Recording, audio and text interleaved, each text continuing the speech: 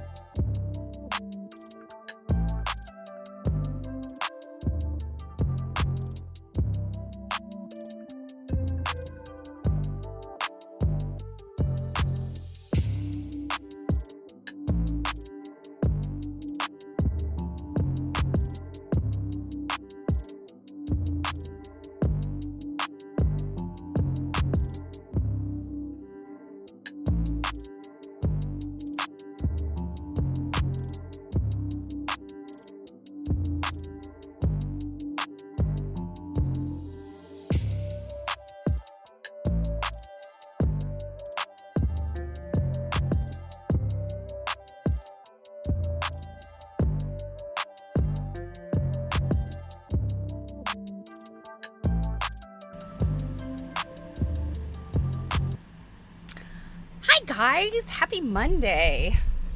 Let's see, looks like my mic is okay. Turn on my fan a little bit. The lawn crew was just outside, so hopefully they got the part that's right under my windows. Thank you so much, Druid. I hope you guys had a great weekend. It was kind of nothing special around here, sort of business as usual. I did a lot of sewing, did a bunch of organizing. You know, I think I've mentioned before, you live in a tiny house and you have lots of stuff. Constantly looking for ways to organize it.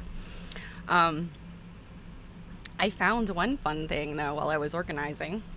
If you remember, Babraham got a new shirt last week. Well, while I was organizing, I found Babraham's pants pattern. So last night I made him a pair of pants. Aren't they cute? They're like a, what's this linen? I think it's Kaufman linen, Kaufman European linen or something like that. I had it for a really long time. And for the longest time, I would look at it in my cabinet and I swear in my cabinet, I thought it was like a pinky red color. Turns out this stuff is orange. It's like a copper orange. Isn't that crazy?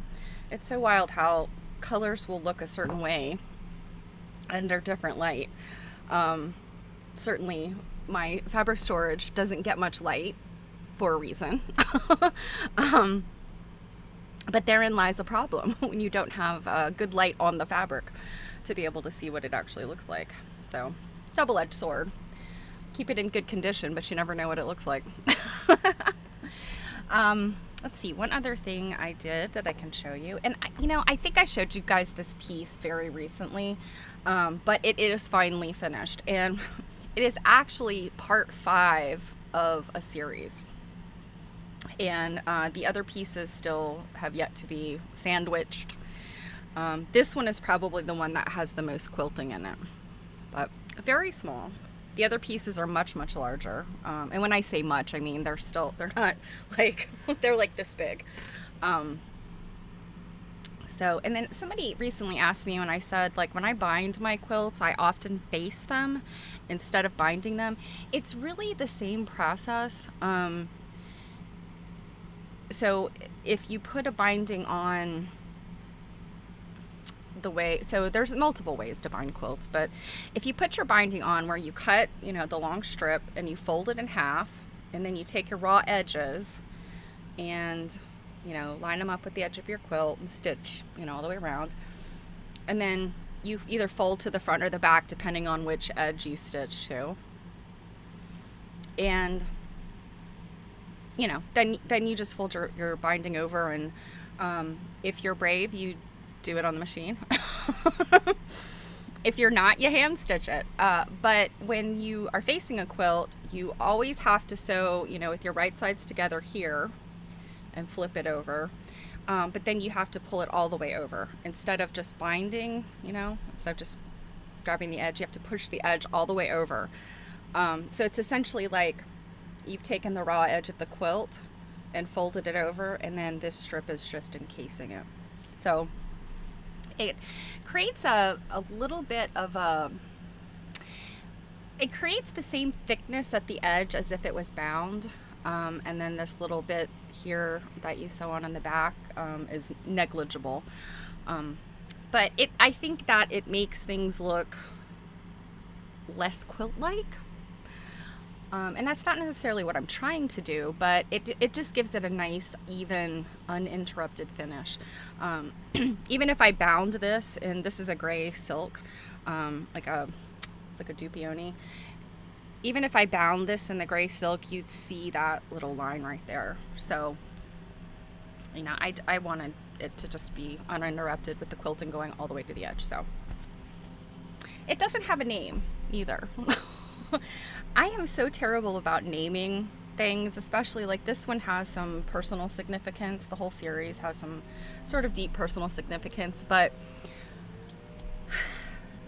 I don't know whether the names of any of the pieces will ever reflect that very specifically.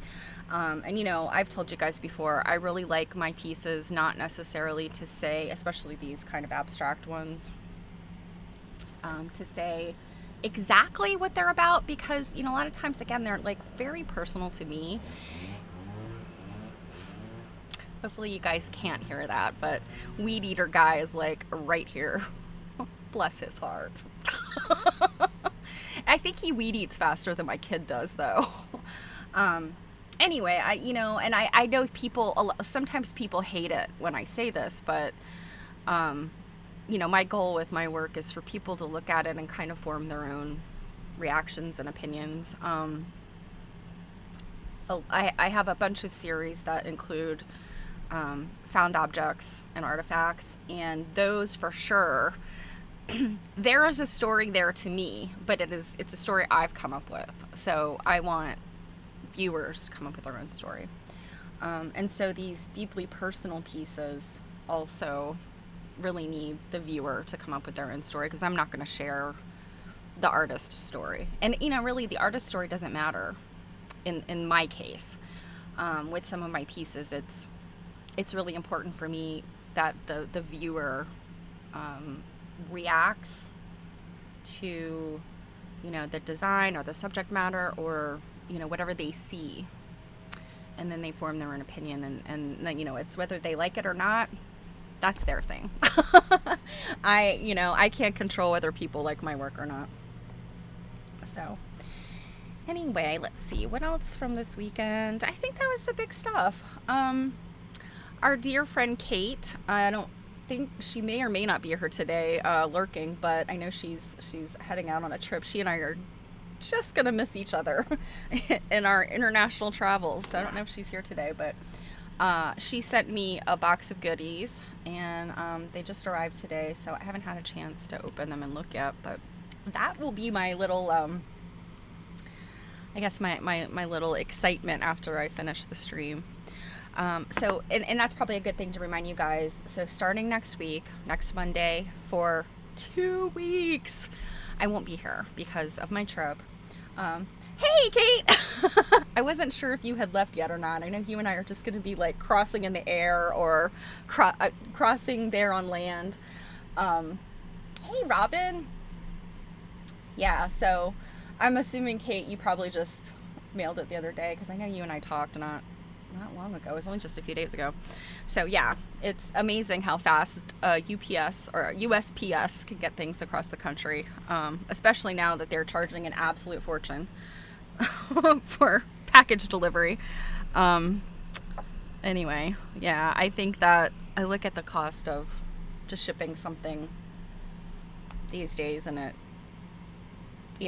back, I don't know, a couple decades ago, if I went to mail something and they told me it was going to cost, $25 to mail something, I would have been like, are you presenting it on a gold-plated plate? But that's the reality of today. And honestly, I think about it, I think that didn't a postal service like run for decades at a loss, I guess, you know, in terms of keeping up with inflation. And I don't even know how much is a stamp today. Yeah, flat rate is great for fabric. You know, it's they have that ground, what is it, ground economy or something, and it's not that much slower than priority. Personally, I like that ground shipment thing. Flat rate boxes, yeah, you can just cram the stuff in them. Gosh, it was pre-pandemic, but I went to QuiltCon. I was in Pasadena, so California, and QuiltCon, and I was a volunteer, and I ended up with a bunch of stuff, like swag and stuff, and that was back when they did volunteers got like swag bags and goodies and stuff. So I had this stuff, and I was like, oh, this is never gonna fit my suitcase, and I know that it's probably gonna put my suitcase like over the weight limit. And it's like, I think I was flying out on a Monday morning, and thanks, Kate. You know, most people pad their boxes with bubble wrap. Kate just throws in extra fabric. All good, all good. So yeah, this is like, so I think this was like a Sunday night, because QuiltCon, when I was volunteering for QuiltCon, they would do the takedown on Sunday after the show ends, and so it's like 8 or 9 o'clock on a Sunday night when you're kind of, you know, you're done.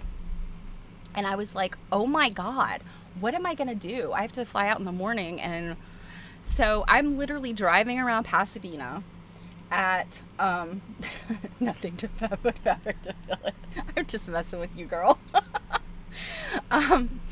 So miracle of miracles, I find the FedEx copy place, and it's open. It happens to be open 24/7.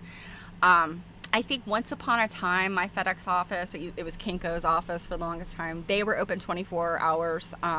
They are not anymore in Baltimore, as far as I know. But yeah, bless the people. This was open, and I went in there, and I had this bag, and I was like, help me. And they were like, oh, we got you, girl. And so they gave me this box, and I was just cramming. And it was surprisingly, they had like some kind of slow boat, you know, around the perimeter of the U.S. to get it to the East Coast. And it did kind of take forever to get there, but oh my gosh, what a lifesaver. And you know, that's something I've always keep in mind when I'm traveling, is try to keep some space open in your suitcase. But you know, when in doubt, think about, you know, where's the closest place to ship. And some hotels have like UPS or FedEx, you know, like an office center. So it's always a possibility. But yeah, England, if it doesn't fit, it doesn't get to come home. And so that will probably be my socks and underwear if I find something really fabulous in England. You guys, am I going to be able to stream on my first day back? Probably not. I'm going to have to go out and buy all new underwear. I traded underwear space in my suitcase.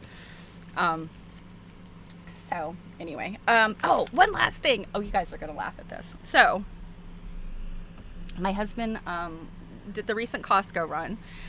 There's a couple things that they sell at our Costco, like coffee that we use regularly.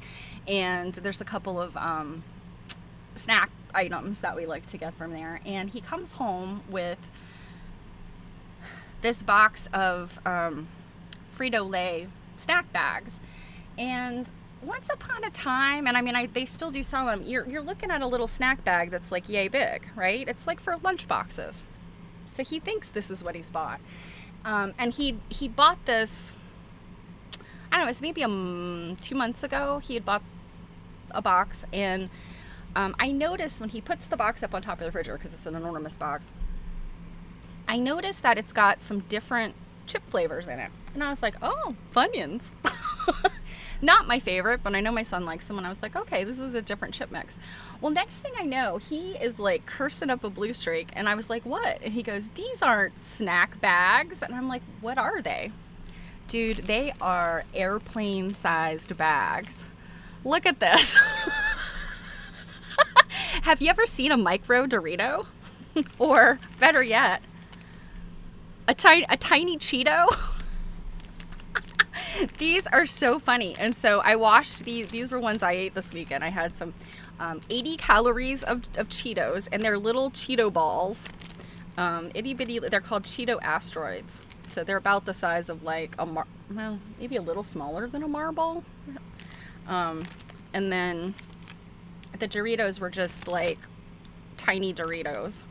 But I washed them out. I had to let them dry last night. But check it out. If I fill these with something like crumpled paper and then seal them back up, look who has a party bag. So I was like, oh my God, these are perfect for larger dolls and stuffed animals to have party bags. I joked with somebody recently when they said something about miniatures, and I was like, yeah, miniatures are trending. Like miniatures are having a serious moment. And so I guess it's miniatures are trending in all things. I mean, come on. They are indeed downsizing everything. I think he thought he was getting like a great deal. Like Frito-Lay was obviously having some kind of great deal. Like, no, they were not having a great deal. But I have to say, these are 1/2 ounce bags. They are truly like what one would get on an airplane. But Doritos, 70 calories. I mean, I'm not going to complain.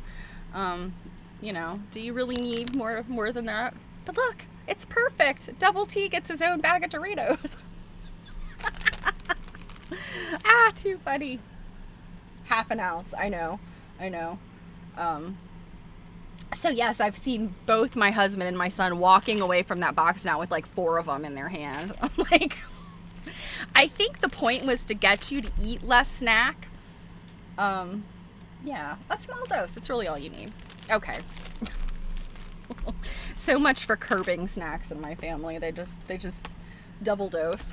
1/2 ounce is barely a taste. Yeah, I mean, but think about like what you get on an airplane. The little tiny cookies or the little pretzels. Actually, the pretzel bags that are in there, they're tiny twists. I'm pretty sure they are what they have on the airplane. I think they're rolled gold. That's a Frito-Lay brand. I think that, in fact, I'm pretty sure Southwest does those. So anyway, let's get on with learning some stuff. So what I had said, I realized that, we talk about women's work a lot and I talk about female artists, but, like how hard am I working to present female artists? And how hard am I researching them? So I thought let's start looking at some people. We looked at Maria Lai, the Italian artist, last week. And I pulled this book out, Women's Work, and it says From Feminine Arts to Feminist Art, but it's basically they're little brief biographies of, all kinds of artists. And there's the people in here that you would expect. Judy Chicago, of course, and, Louise Bourgeois, Sheila Hicks, like all the people that, Faith Ringgold, Yayoi Kasuma, like, names you've heard, along with some that I had not heard of. And I kept seeing Lenore Tawney, and I knew who she was. I had very briefly kind of dipped into her career when I was in college because, let me find her in here. There we go. So, and this is another thing I notice. So many of these women artists, now I'm not saying all of them, but so many of them lived into their 90s and to 100 or just under 100. Lenore Tawney, 1907 to 2007. So she lived to be 100. There's something to be said for fiber artists and needleworkers, right? So this is the picture that is used in this book. You can see her, looks like she's warping a loom. So I learned about her, from the perspective that she was a weaver. But it was very brief. It was just kind of in one of my my textile survey classes when I was in college, my undergrad. And I just, really didn't know anything about her. I just, weaver, tapestry artist, whatever. And I'm not a weaver. And, I don't know. It's not that I'm not interested. I just sort of never paid attention. But as I looked at her very briefly, because we're gonna research her together, I found out that she wasn't all weaving. In fact, she started as a sculptor. And I was like, I started as a sculptor too. And it's funny, as we've looked at, just in general, looked at artists, and, a lot of artists in textiles started out doing something else. And they realized that either textiles fit their practice better, or they were interested in how their practice translated into fiber. And the women in painting and sculpture often found that it was, it's the boys' club, and they were not respected. They were not given their due. And so, they transition over to some fiber, and, with the hope that they could be acknowledged in their own right. But often, textile and fiber go back to the fact that it is, again, seen as women's work. And so you're kind of like, it's a double-edged sword. You pick up a medium that, is not inundated with men. And the medium itself is seen as less than. So, this is unfortunate. This is the thing that women, in the 20th century, these artists, mid-20th century, really all throughout the 20th century lived with. And, I realize I beat this horse dead, but we still live with it today. I would say that there's been a lot of things coming out of the big A art world. And I talked about Art Basel and the Venice Biennale. This was, a lot of stuff I did late last year. And, fiber arts are supposedly, making a bigger splash in the big A arts than they used to. But I don't know that what that necessarily means. More women are being highlighted in big A arts, but I don't know. I think that it still remains to be seen. Like, is this a sort of a blip, or is this the right trajectory, that we've got like a balance of, the male and female, and the types of mediums that we call art. So that said, let's learn about Lenore. So I'm going to give you something to look at. Let me find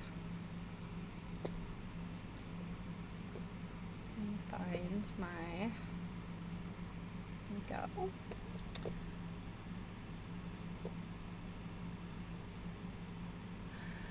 So this website, and I have not looked at it yet, but it's the lenoretawny.org. So, you were somebody big when you have a foundation that continues on after your death. So this is her foundation, her art foundation. So we'll look at this in a moment, but I wanted to read first what they have in here. This is a couple pages, not too much, and then we'll look at some of her work. I also found a documentary, but I don't know that we'll have time to look at that, and I know I always get the copyright strikes when I do that, so. So just as a heads up, this is women's work compiled by Farron Gipson. It's FERREN GIPSON. Women's work from feminine arts to feminist art. And I think, I'm trying to remember, is this a British publication, or is this? I'm looking. Where is the dedication page? Well, I don't know. It seems to be missing that page that has all of the copyright info. What the heck? It's in the back? That's very odd to not have this copyright page. So I guess I could just read willy-nilly from this. It's got no copyright page. page. That's odd. Okay. Well, I don't know when this book was published or what. Yeah, I don't see. Well, Farron Gibson is an art historian, writer, and presenter. She's the host and producer of the Art Matters podcast, a doctoral researcher at SOAS, University of London, and the author of The Ultimate Art Museum by Phaedon. So, okay, this is a British publication. So, okay. So Lenore Tawney, 1907 to 2007, and they list her here as weaving and fiber art, but she did so much more, I found out. So sculpture and weaving collide in the ingenious work of Lenore Tawney. She didn't formally train in a weaving program, instead choosing to dip in and out of workshops to learn the techniques that piqued her interest. Rather than being an impediment, this arguably gave Tawney an unencumbered freedom to merge different methods of working and eventually think completely outside the loom. At the tender age of 5, little Lenora Gallagher, and her birth name was Leonora, Leonora, Leonora, but I guess in adulthood she went by Lenore, Lenore. Interesting. So little Lenore Gallagher knew her own mind well enough to decide she wanted to change her first name to Lenore. She couldn't be bothered with all those extra letters. She and her 4 siblings were raised in the lakeside town of Lorain, Ohio. During high school, she worked in a men's suit factory, but as there wasn't much opportunity waiting for her after graduation, she chose to follow one of her brothers to live in Chicago at the age of 20. Even though neither she nor anyone in her family had ever shown a particular interest in art, she soon began taking evening classes at the Art Institute of Chicago while working as a court proofreader during the day. In 1941, she married psychologist George Tawney, but he died of an illness 18 months later, at which time Tawney moved to Urbana, Illinois to be closer to her husband's family. For a year and a half, she studied art therapy at the University of Illinois, where her father-in-law was a professor. She enjoyed the lessons in painting and drawing, but was less keen on the medical aspects of the subject. Having to spend time in hospitals was especially difficult, as this brought forth memories of her final 2 months with her husband. She decided to focus on the art rather than the therapy, and back to Chicago she went. So this call-out highlight says, Tawney introduced the concept of considered negative space in her weaving. Introduced the concept of considered negative space to her weaving. This aesthetic choice renders a weaving decidedly less functional and asserts its position as an art object. Oh. From 1946 to 1947, she attended the Chicago Institute of Design, which brought about the first spark in her artistic development. The school had a buzzing atmosphere guided by the vision of the former Bauhaus professor Laszlo Moholy-Nagy. And I want to say he may have come up, I think he came up kind of in my, was it in my Rauschenberg research? I'm trying to remember. He came up though, Bauhaus. In fact, the school was originally named the New Bauhaus, and was modeled after the same philosophy of form meeting function as the original German school. Tawney's confidence in her drawing abilities grew, and she fell in love with sculpture before deciding she couldn't commit herself to the medium with the fervor she thought it required. At this time, she gave weaving a try. She bought a secondhand loom and was taught the basics by a friend, possibly Marley Ehrman, the Bauhaus weaving artist who taught at the Institute. Over the next few years, Tawney took a hiatus from art to travel around Europe and North Africa. When she returned to the U.S., she once again sat down at her loom. Then, in 1954, she attended a 6-week tapestry workshop with the Finnish textile artist Marta Taipale. Well, it's probably not pronounced right, but I don't know how to speak any sort of Finnish. I don't know how they do their pronunciations, but the artist's name is Martta Taipale. Marta Taipale. Yeah. at the Penland School of Crafts in North Carolina. Still an important craft school, folk school. This experience inspired her to explore ways of incorporating drawing into her weavings. Her early efforts were relatively straightforward pictorial works, but within a few years she was creating abstracted designs with elegant line work and open unwoven space. And you can see in this picture, kind of like what she was doing. You kind of see a close-up of it. She's just kind of got these like very ethereal bits of fiber sort of floating through these warps.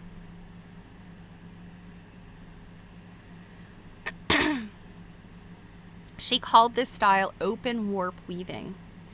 A stunning wall hanging from 1954 titled Landscape depicts a forest scene with tree trunks made of green fibers zigging and zagging upwards into the canopy above.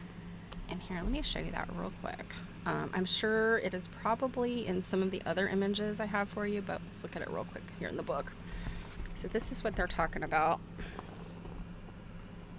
And you can see here, these are the trees. And if you look closely, you can see that there are just sort of these little zigzags of fiber. And you can see a lot of the warp thread through there. Very similar to what you see in this image of her. The rolling green treetops give way to blazing yellow and orange hues, which could be interpreted as a mountainous terrain or a fiery sunset. These colors are echoed below in the brown, gold, and pink hues on the forest floor, in between the trees and above the warmer color fields. Tawney left the weaving open, giving the work a quality akin to a low-relief sculpture, in a similar way to how Barbara Hepworth utilized negative space in her sculptures to make it an active visual element of her works. Tawney introduced the concept of considered negative space in her weaving. This aesthetic choice renders a weaving decidedly less functional and asserts its position as an art object. When she was in her early 50s, Tawney's art career picked up steam. Always good to hear about a lady in her 50s with her art picking up steam. I will take one of those experiences, please. She'd moved to New York in 1957 and rented a studio in a vibrant artist community that included Chrissa, Robert Indiana, Agnes Martin, and other notable names. Now, Robert Indiana, if you remember, he is the artist that made the love sculpture. That's sort of ubiquitous. It was on a postage stamp. It's in Philadelphia. And again, this is the time period, 1961. This is the time period where the abstract expressionists are starting to, you'll see, Jackson Pollock, I think, is deceased at this point. He had a car accident. I think it was 1959. And so, the abstract expressionists are kind of giving way to the pop artist. So she's right there in the middle of it. In 1961, she spent some time studying Peruvian gauze weaving and also designed what she called an open reed, R-E-E-D, for her loom that enabled her to deviate from a traditional rectilinear shape. So, if I remember correctly, so the reed is the thing in a loom that goes across and the warp threads go through it. It's almost like a comb, but it's closed at the top and bottom. So it sounds like maybe she created one that had some openings. Each of these developments brought about a new phase in her work, wherein she brought the knotting and braiding techniques that she learned to life in innovative new shapes. Interestingly, some of the artists within her circle, such as Jasper Johns and Ellsworth Kelly. So I think at this point, if I remember correctly, Rauschenberg and Johns were not two peas in a pod anymore. They've kind of separated. So maybe she was not necessarily buddies with Rauschenberg, but she's in that soup of people. So some of the artists within her circle, such as Johns and Ellsworth Kelly, were working on shaking off the confines of rectangular canvases around the same time. Her Woven Forms series shows how the open reed allowed Tawney to pinch and expand the shapes of her wall hangings in a new way. Actually, wall hanging was becoming a decreasingly suitable label for these works as Tawney brought them away from the wall and out into the room for viewing in the round as sculptural pieces. Tawney's practice initially developed at a time when fiber art was a burgeoning and thrilling new art form, but as excitement around the medium declined in the 70s, she had fewer solo exhibitions. 1970s is when this kind of stuff is people are going, meh. This period also coincided with her spiritual growth and engagement in Eastern philosophies. So I think one thing, like, I think, of course, that the established art machine, because we know it's not something that's democratic or merit-based or egalitarian. It is a machine. I mean, I think even with her sort of being this big name and getting her work out there, I think it still was considered less than the painters and all of those people and the men. But I think one thing that the 70s becomes fiber is has become back as a hobby thing. So you see like macrame and some weaving, some hobby weaving and basketry and all that kind of stuff popping up as both hobbies and just sort of reinvigorated interest in this. I guess back to the land movement was late 60s, and then the 70s. It's just all the stuff that popped up as hobbies and interest in the wake of the bicentennial. And I feel like when something is really popular with the mass, with the masses, that it, maybe becomes less interesting in the art world. And in a lot of cases, it's things like, Warhol's art, his soup cans were just cutting edge when they came out, but today that is just boring, ubiquitous surface design that is pumped out to the masses. So if Warhol was still alive, could he, make some change to those and make them famous again? Probably not. Just because it's been accepted by the masses. It's not interesting anymore. And I just wonder how much of that kind of affects mediums like fiber arts, because they are considered non-traditional. And I mean we've looked at lots of information about, back in ye olden times, fiber arts were they were utilitarian to some degree, and even when they were decorative, they belonged in the realm of guilds and craftspeople, whereas painters and sculptors kind of sat out there as this separate thing. And so it goes. We've talked about this stuff a lot. So okay, so she started to get into Eastern philosophy in the 70s. She ensured that her studio was a serene and meditative space, and photos show Tawney sitting peacefully on the floor with her weavings hanging around her. During this time, she created a series of works she referred to as shields and masks, inspired by the arts of African and indigenous American cultures. They are smaller in scale than her previous weavings and incorporate feathers, shells, and other found materials. Tawney reviewed these pieces as having a protective or ritualistic function. After first experimenting with negative space, followed by the shape of her weavings, it makes sense that the trajectory of her explorations eventually led her to abandon the use of a loom altogether. In the later stage of her career, she created large fiber works for her Cloud series, in which long lengths of thread hang from horizontal canvas material like lashings of rain, and I know we're going to look at a couple of those. If the Woven Forms series moved Tawney's work further towards sculpture, then these are a firm step into the realm of installations. They are minimalist embodiments of Gestalt that shifted the vibe of a room. And there are bunches of artists that do what she did. They do this now. In fact, I saw a fiber artist who did something very similar, completely different subject matter, but very similar to what Tawney did. But she was the first, like one of the first people to do this, and we'll look at it in a second. A cloud tape takes shape through the accumulation of tiny water droplets. The cloud sculptures are given grand form through the gridded arrangement of thousands of threads. Tawney's inventiveness built upon traditional weaving to make way for the fiber art movement that followed. She occupies a space between the two while unabashedly embracing craft and fine art techniques.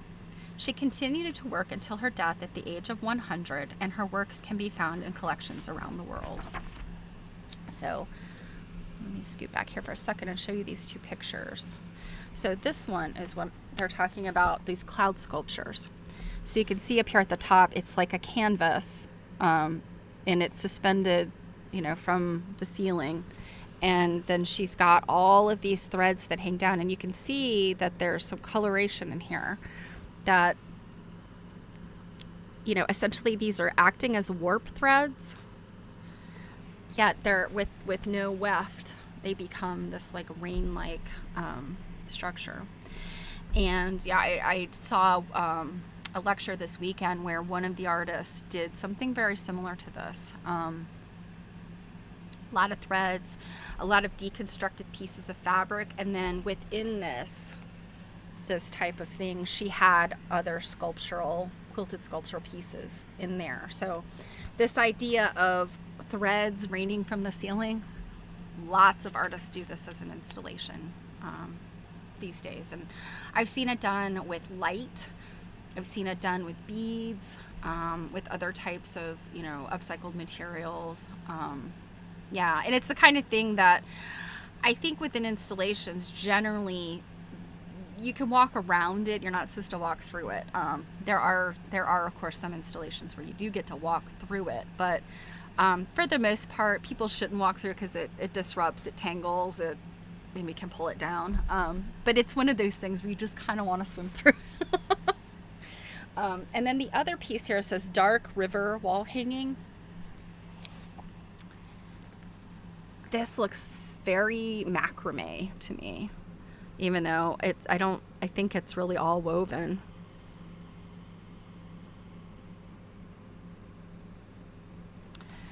But that one is 1961, linen and wool. And then this one, these installations she was doing, that's 1984, and it's called Box of Falling Stars. The landscape piece, this was 1958.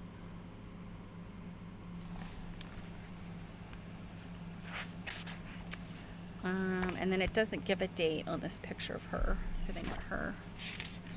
So, okay, so let's look at some of her art.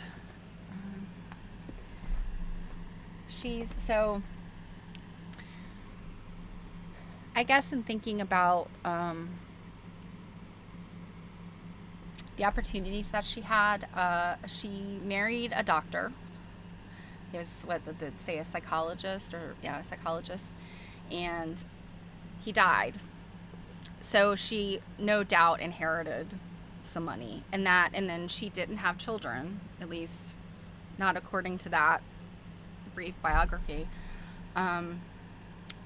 And so she kind of was able to do all of these things because she wasn't tied down to the traditions of, housewife of the 50s and 60s.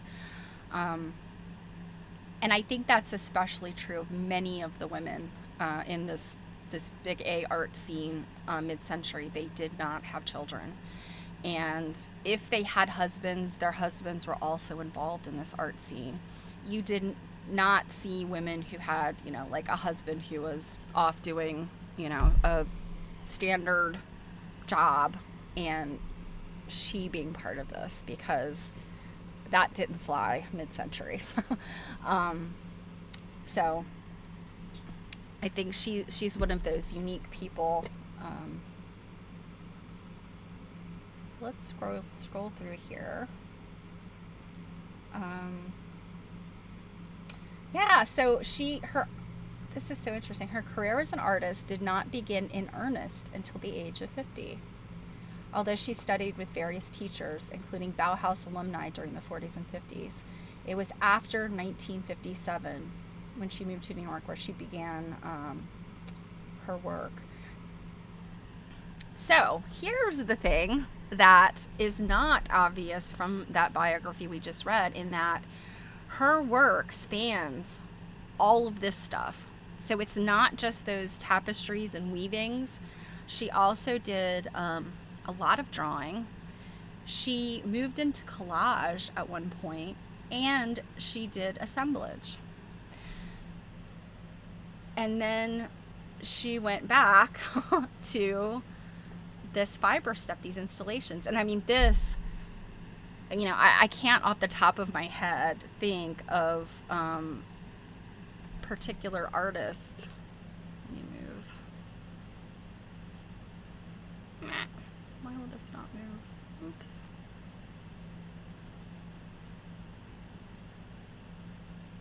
Tried to move the chat out of the way so you guys can see. There we go. You can see more of this. But I can't think of any of the artists off the top of my head, but you see this a lot. This stuff coming from the ceiling. And, she's the one who did it first, or she was one of the few that did it first. I can't think of anybody I've seen before, say the 80s or 90s, that was doing this kind of thing before she was. But so let's look at this stuff. So fiber. Oh wow, this one's very similar to the other. Yeah, here's the Dark River one we just looked at. Shrouded River. Shrouded River? Is that what it was called? This one's Inquisition. Oh, look at this one. Waterfall. Oh, wow. So these are like itty bitty little tiny weaving over, I can't zoom in further here, but it looks like it's over like a handful of like just a few warp threads. She's woven these strips to create this open work. Interesting. And they're almost like weaving deconstructed, I guess. So this one's 1965, untitled. This is horsehair, linen, and shells. You could see, I guess this is the horsehair. It's sort of wispy coming out.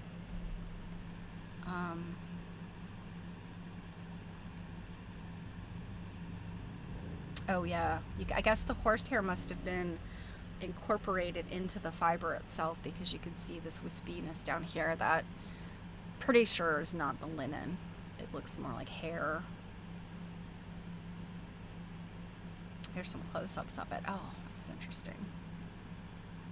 She used cowrie shells.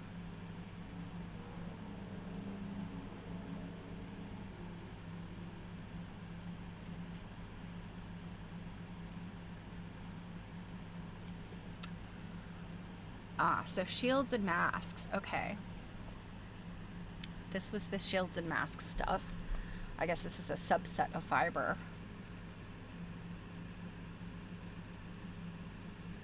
So very interesting. So this one, what is this? This is beads, linen, and shells. Oh yeah, as you can see, she's these itty bitty tiny little seashells. And then it looks like the beads are in these fringy weft pieces.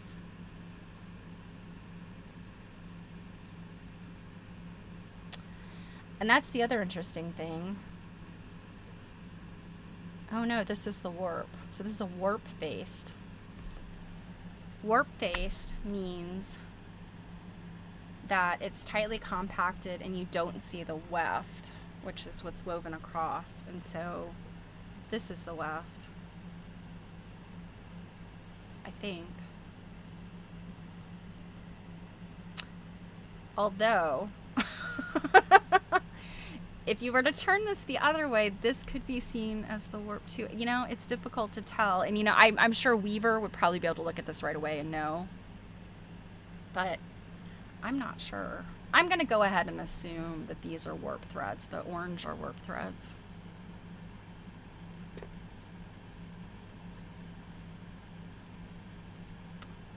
All right, let's go back to fiber.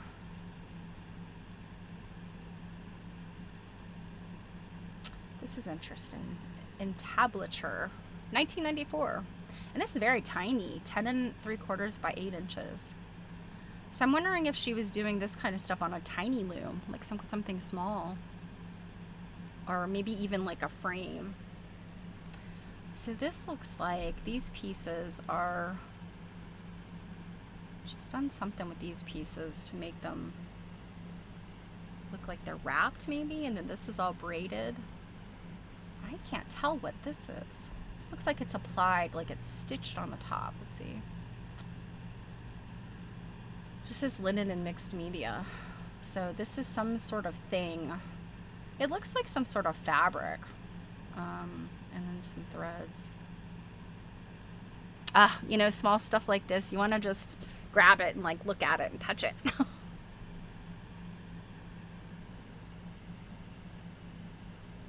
Okay, here's some more of these installation pieces.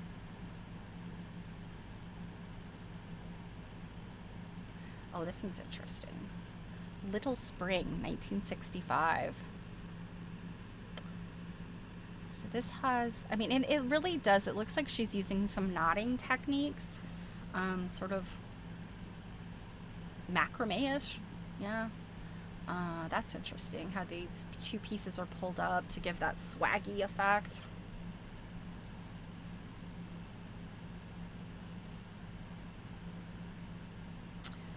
And it is interesting how she finishes off the little danglies, the pieces, I guess, whether they're warp or weft. These look like they're braided. I think those might be. And then these are just loose.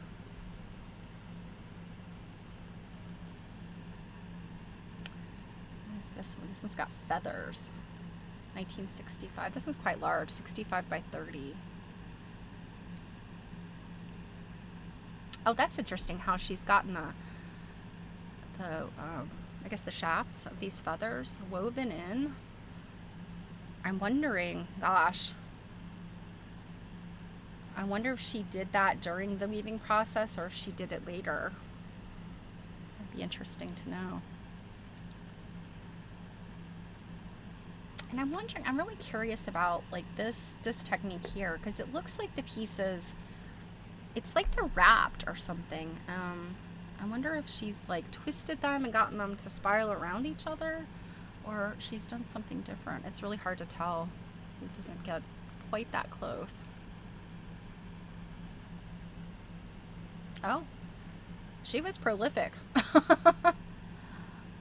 Oh, this one is kind of interesting. This I was gonna say it looks like a bird.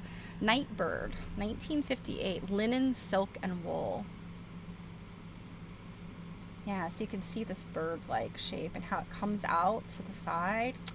That's cool. Like the bird's chest is, it looks like an egret or something like that. A stork.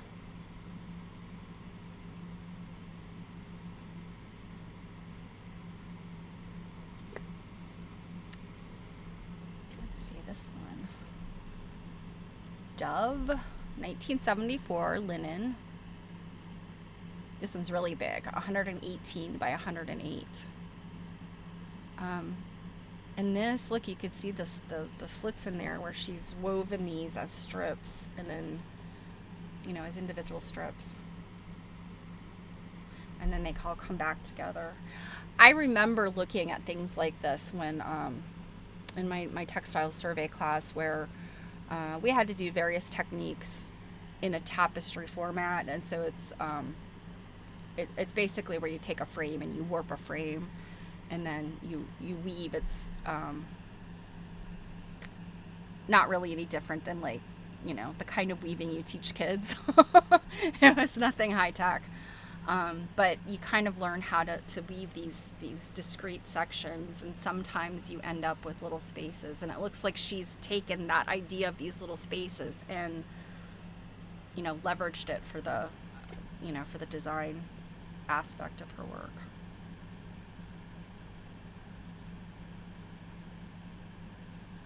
Oh, well, that was weird. This is pretty. Oh my goodness, you guys, look at this. 1959. It looks almost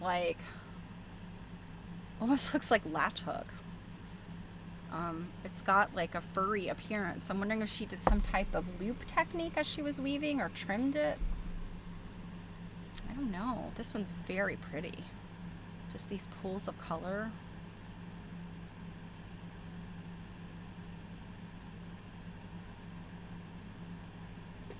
Very pretty. This one's neat. Look at this. With these feathers. 1965, untitled. And look how that comes around. It's almost like arms, encircling.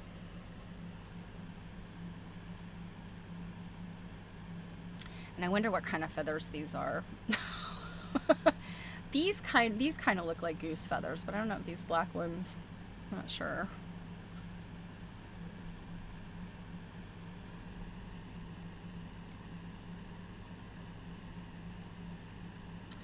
I also love the fact that some of this stuff is very, gold foil? Okay, so Declaration, 1962, gold foil and linen. The fact that some of this stuff is really brightly colored. I feel like the weaving of the 60s and 70s was all very earth tones. Kind of... No offense to weavers and weavers of that time period. It just sometimes it doesn't, yeah. Oh, hey, BFD. I didn't see ya. Good to see you. This one's pretty neat. I can't imagine where the gold foil is, though. I wonder if it's this, or if that's just a space. I think that's just a space in the weaving. But look how she did this. So she's got this like sort of zigzaggy kind of where they're all connected. And I'm guessing it sort of zigzags just by virtue of how she's pulled them in. To just create these different openings in the weaving. I mean, you would never be confused that this was anything utilitarian. But this is the same technique that gives you, woven clothing.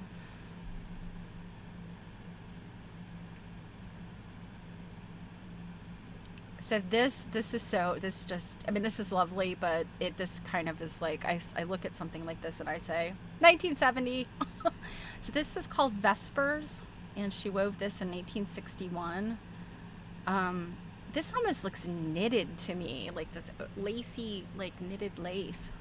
I'm wondering if this, I can't remember if they gave a date, but I'm wondering if this is where that said that she invented her own open reed.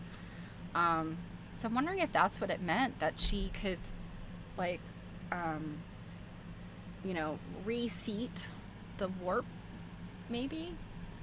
And then take advantage of, like, its space by doing this kind of stuff. I don't know. I'm trying to see. It's almost more like bobbin lace than anything, looking at it up close. But as I was gonna say, like, looking at it from a distance, it's just got that very like macrame look to it. But up close, this definitely has so much more going on. Yeah, I don't know enough about weaving to understand how she did this stuff.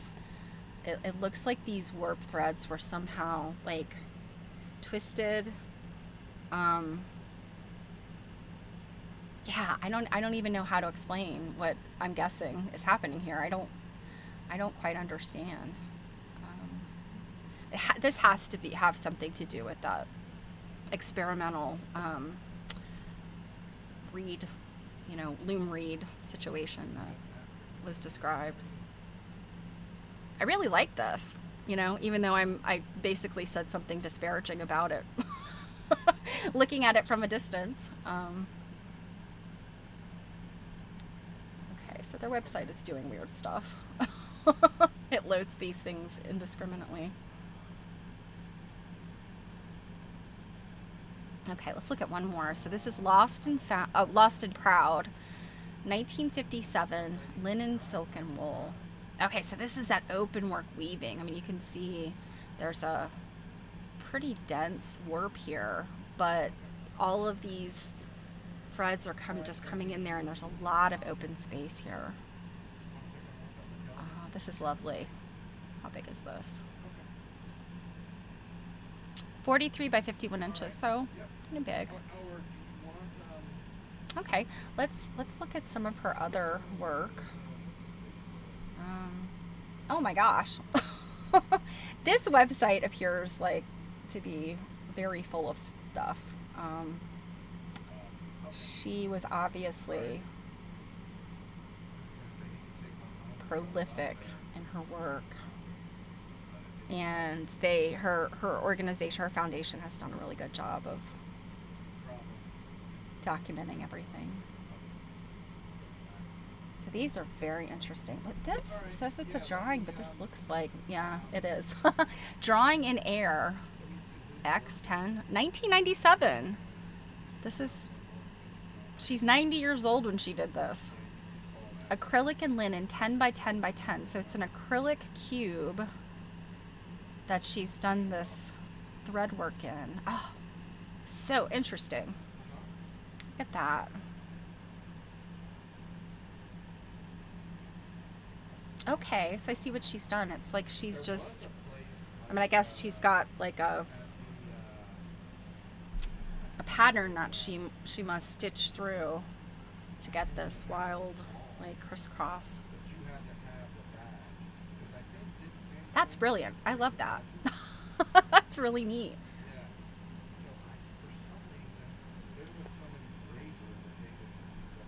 It does look like the rest of these. Well, some of these on. Yeah, this is ink on paper. But yeah, look what she's imagining the possibilities of something woven here. You know, by each of these fine lines.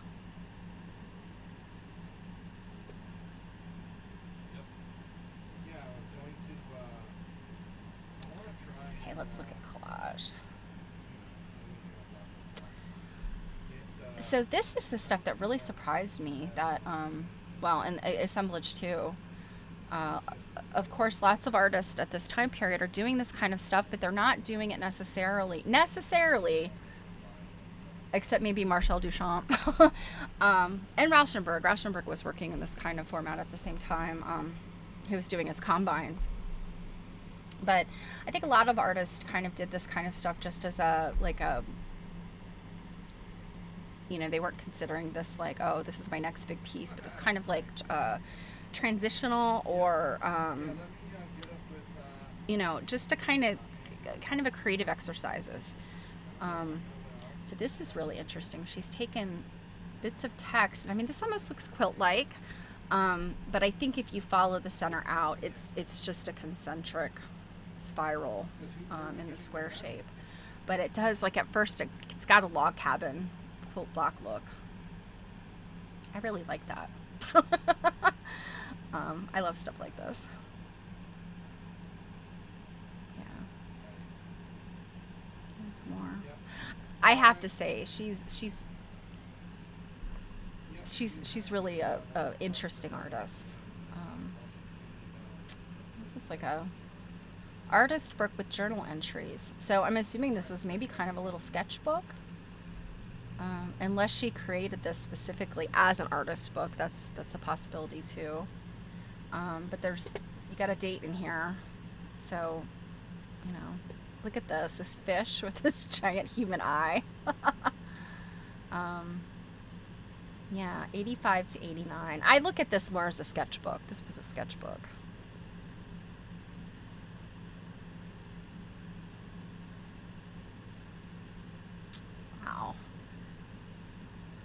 so much more to look at than I anticipated. Oh, look at this. This is like a mail art kind of thing.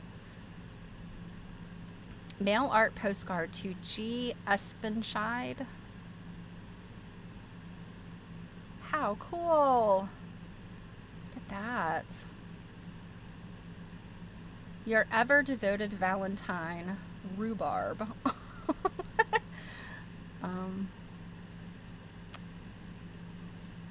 I like this cat. This is not the death cap, so that's referring to the mushroom. Let's see, my something rhubarb star. Yeah, I have a hard time reading people's handwriting. Fly agaric. Yeah, it has something to do with this mushroom here. Let's see, is there anything on the other side? Ah, I wonder if is that the other side. It's a painting of or not a painting, a drawing of a man's face. Looks like it's maybe oil pastel or colored pencils, and then a mushroom for his nose. So very interesting. Okay, these are like, these collage works look like weavings, and they are. I don't know what those little balls are. Let's see. What does it say? Just mixed media. I hate that.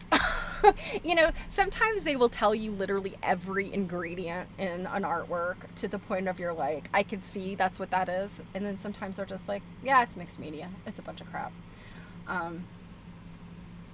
So it looks like this is some kind of book that's written in that Gothic, like heavy Gothic script or text. And I can't tell if it's actually woven or not. I don't think it is. I think they're just layered. Okay. Let's go back.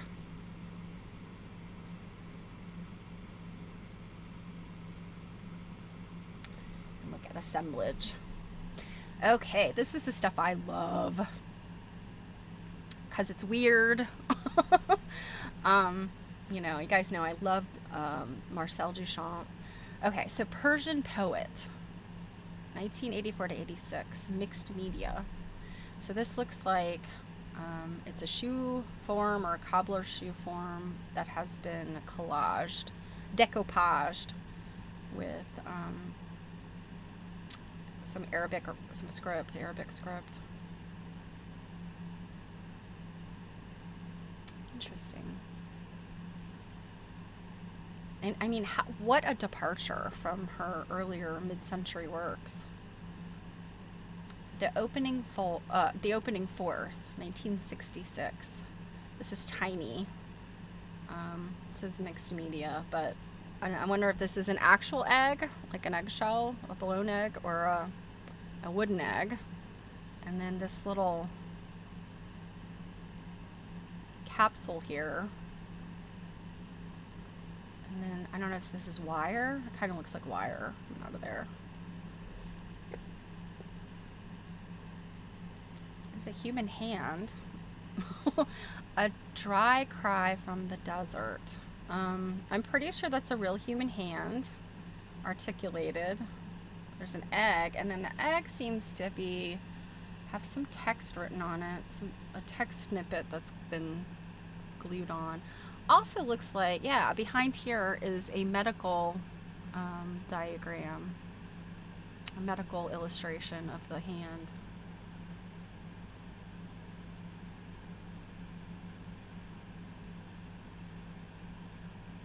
You know, I'm fascinated by taxidermy and, you know, utilizing bones and things in artwork.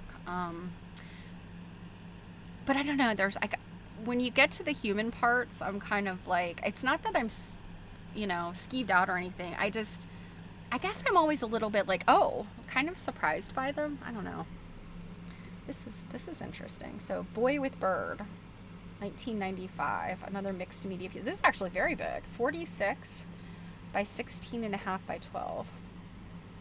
So the bird appears to be decoupaged, kind of like that that shoe form was.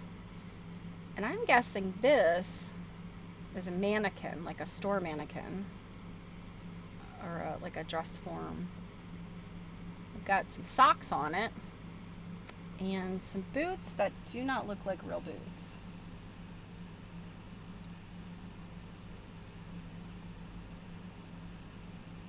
Yeah, I think that that's what this is, like a dress form. How very interesting. Such a departure, you know? Personages. 1976. We've got some more bones in there. I really like this little tiny cabinet. This looks like a child's, like a doll cabinet, like a, yeah, 14 1/4 by 8.5 by 4.5 inches. So it's like a little doll chest or cabinet or something.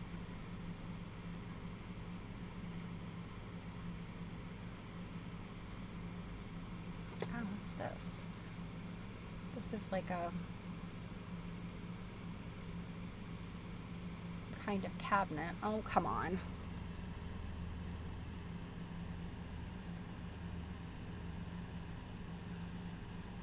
Well, just take your time. Must be the time of day. I feel like the other day this happened. Okay, here we go. Collage chest 1. Oh, look, they're eyeballs. So I don't know exactly what this little chest was for. Oh my goodness, look, it's full of all kinds of little doodads. So like this is some kind of, looks like some type of medical illustration. It's shark's teeth. It's just looks like a sort of a painting or illustration. This looks like some type of paperwork.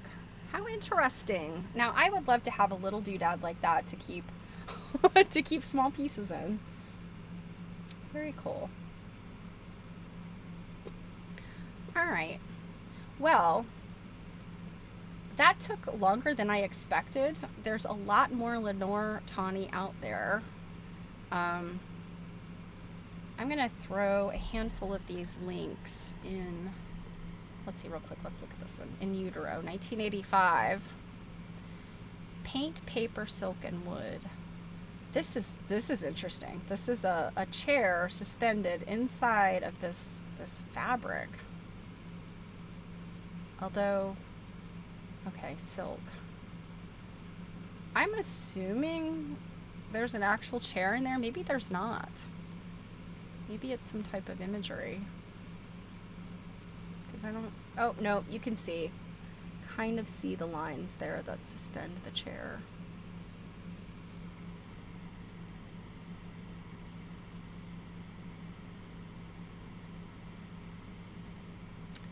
Huh. That's an interesting one too.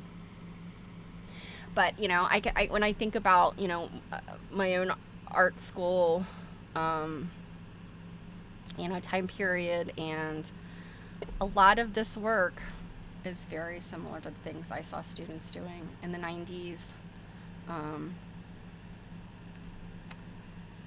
etc.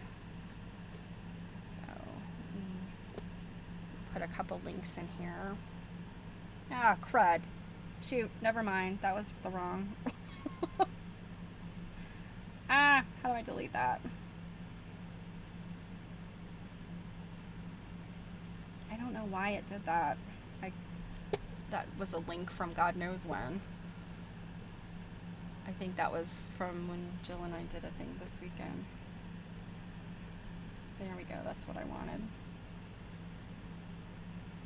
Hey Jared, if you're around, can you see, I don't know if you're able to delete that or not, this last link I did, unless it doesn't let you delete stuff that I've done.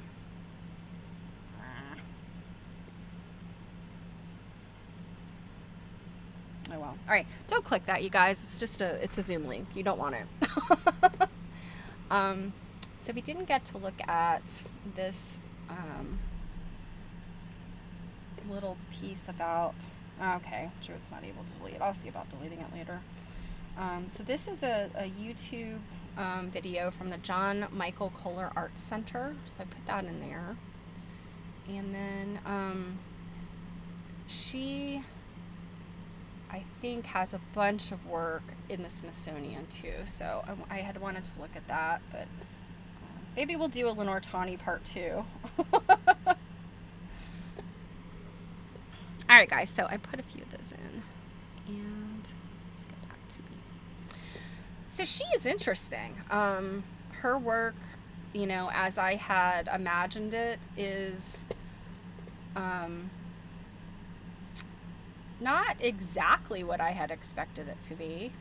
I mean, certainly just more so. Okay, so here's the Art Institute of Chicago too. They have a bunch. So lots for you to look at there if you want to go back and look at her info. What a cool artist. And I mean, again, I can't reiterate enough.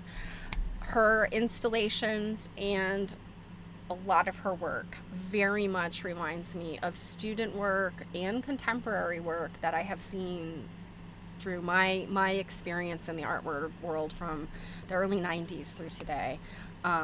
You know, and I kind of wonder, like, the people that are making work that is similar to hers, I wonder if they are directly inspired by, or have you ever even looked at her work.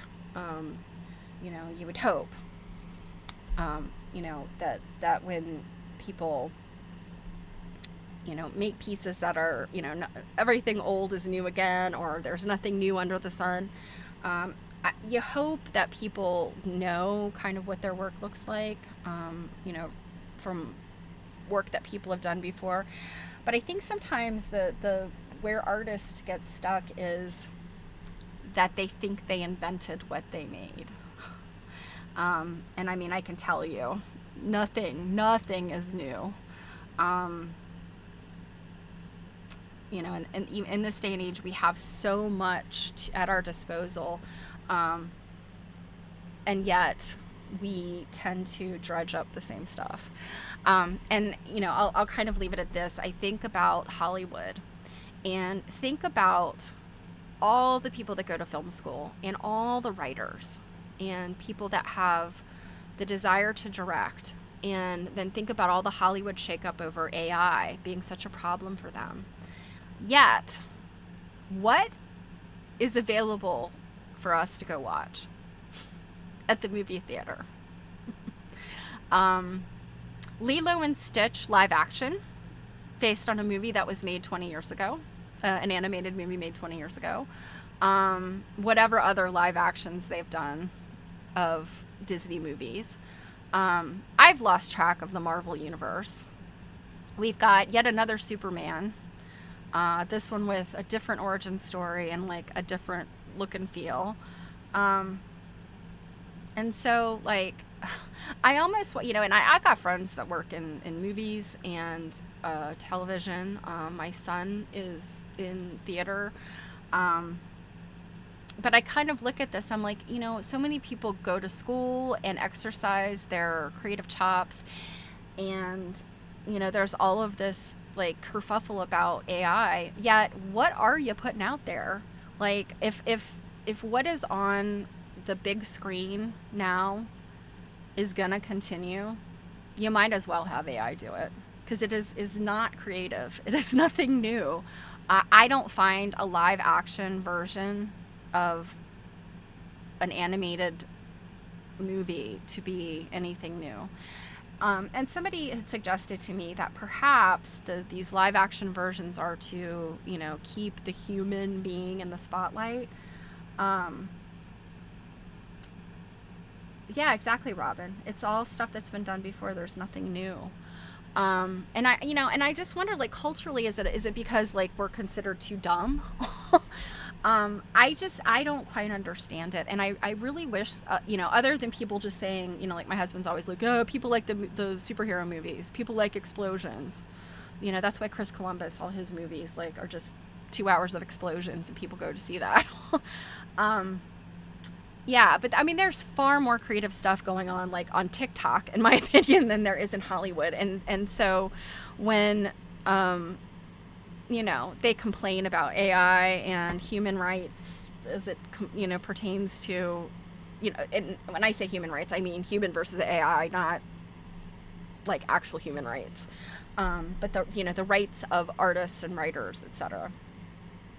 I'm like, you got to stay ahead of the AI. AI is going to put out slop. We know that. But as human beings, maybe you should try to put out something that's above the slop. How about that? Wouldn't that be great? All right. I have probably, with that statement, made lots and lots of enemies. So let us read some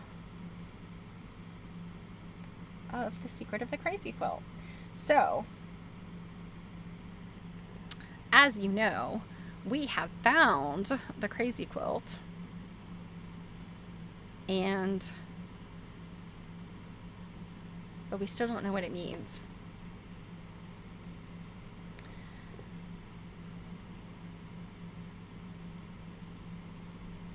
And what we also left off on was the bazaar and church. Well, I guess they call it a dance, but it was kind of like a church bazaar social thing.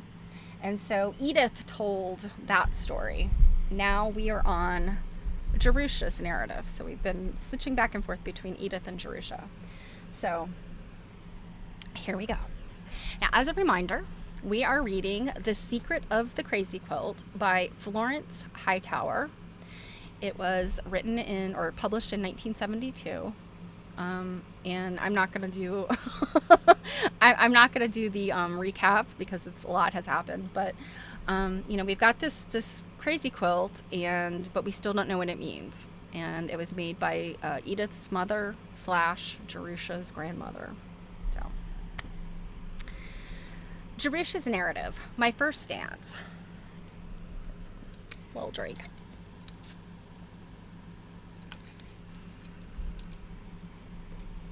Okay. My first dance. How well I remember waiting there in the parish house for Braun to come and dance with me. At first I craned my neck, got up, sat down, and swiveled around in my chair to see over or through the dancers and spot him as he came in. The fog, I had told myself, had delayed him, but he would be along. He wouldn't let me down. Freddie came and sat beside me. He was chewing juicy fruit. Oh, juicy fruit! And offered me a piece. It smelled delicious, but I refused because I wanted to look elegant and grown up for Braun. Freddie said he didn't see how anyone could think dancing was fun, keeled over sideways into my lap, and fell asleep. I couldn't get up or swivel anymore. I tried shutting my eyes, counting to 100, and expecting that when I opened them, Braun would be striding toward me. I began to itch in places that were either impossible to reach or indelicate to scratch. The hall was hot, my dress stuck to the back of my chair, and I could feel my skirt getting damp. Uh-oh. I've got that problem again. I think my computer restarted. Okay, bear with me, guys. I hate it when this happens.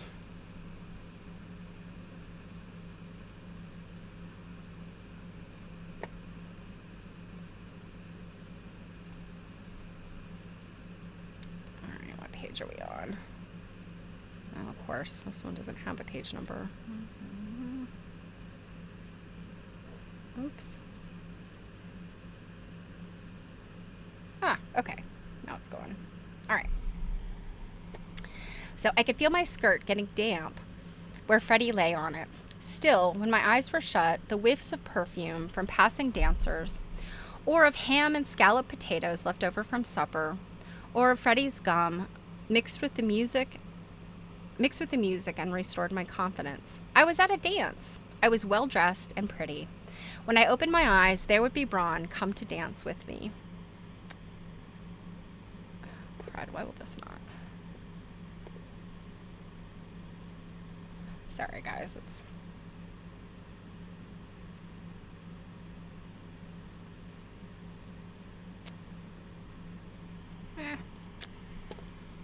Alright, hold on a sec. Sorry. It's kind of irritating by these.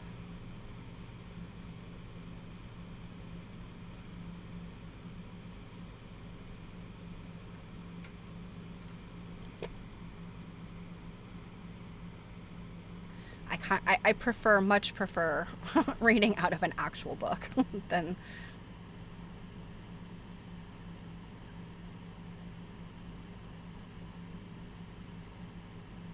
Okay. All right. I was well dressed and pretty. When I opened my eyes, there would be Braun come to dance with me. When the Virginia reel was announced, I knew the dance must be half over, and I lost the heart to go on with my game.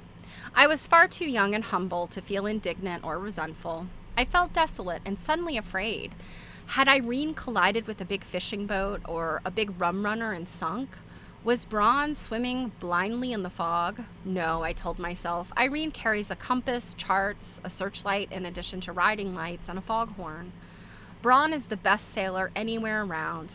He has been delayed by the fog, but nothing terrible has happened to him.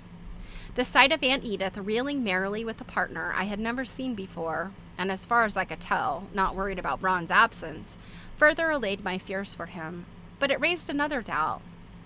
Maybe Braun had just been fooling when he asked me to dance. Maybe he had never intended to come. After all, he was a Catholic, not a Congregationalist. Aunt Edith was grown up and clever. She had known right along that all his talk about dancing was just a joke. I was so young and stupid that I hadn't caught on. Mary was right about me. I was wholesome and dumb, and I hadn't any sex appeal. I shouldn't expect to understand Braun or to be noticed by him or anyone else for that matter. Not that I cared for anyone else, but Mary was dancing.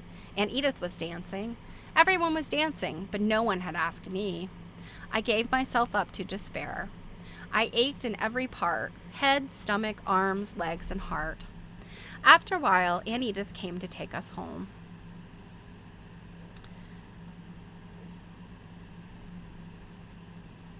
Blissful days. Up until that night, I had been happier at the Haven than I dreamed I could be without Grandma. Starting from the night I got one up on Aunt Edith by putting Freddie to bed when she had forgotten. Everything was wonderful. Freddie and I swam with Braun every afternoon in the cove, and Braun always came home with us to supper. In the late afternoon, I waited in the arbor vitae forest to spot Irene as soon as she came round the last bend in the river, heading for her mooring in the cove. I had a good supply of gum and candy to chew on while I waited, because Chester bought Freddie whatever he asked for, and Freddie shared it with me. No one told Aunt Edith. I had a mystery story, too, while I watched. The minute I spotted Irene, I went to find Freddie. We put on our bathing suits and zigzagged down our path to the cove. Braun fooled with us in the water and ducked us and raced us to the float. He coached Freddie in his crawl and me in my back dives until he said we looked pretty good. After swimming, he asked us aboard Irene to dry off and have a sarsaparilla and cookies, and he let me get them from the cabin and bring them up on a tray. Irene's cabin was the neatest, coziest little room I have ever been in. Braun said he could lie in his bunk and reach everything he could possibly want, and this was true. There even was a tiny ice box set in between a tiny sink and a tiny stove. After I got the sarsaparilla and cookies out of the icebox, I always looked at the pictures Braun kept on his chest of drawers and took a sniff of his after-shaving lotion. The pictures were of his own mother and father, Grandma, Grandpa, Freddie, and me with our own parents when we were little, and a whole lot of Aunt Edith from the time she was a little girl right up to now. The smell of Braun's after-shaving lotion gave me a catch of my breath and sent prickles of delight up and down my spine. For years afterwards, when I smelled that particular brand of after-shaving lotion, I felt the catch of breath and the prickles and remembered Braun and that happy time. We lounged around on the forward deck, sipping, nibbling, and talking about whatever came into our heads. Sometimes it was boats and sailing. Sometimes Freddie and I told Braun about Mama and Daddy and school and our friends in Chicago. Our stories reminded Braun of stories about the days when he and Aunt Edith were little and played together. He spoke of his parents, too, and of how different they were from ordinary American people. He said that although he loved all of us and tried to think of us as his family and the Haven as his home, he couldn't truly be one of us. Always he remembered his foreign parents, and very, very faintly a few scenes in the Polish village where he'd been born. And as soon as he had had money for the trip, he was going to see his village again and find out about his relatives there. He said he couldn't settle down until he had done this. This wasn't all he felt he had to do. He had to do something outstanding in his life, something splendid. He must make amends to his parents for their long exile. He must prove to himself and the world that for all his foreignness and his funny name, he could be a better American than any of us. I wanted to tell him that for me, already, without even trying, he was the most outstanding, splendid, and radiant creature alive, but I was afraid he would think me silly. Freddie said as far as he was concerned, Ron was a great American.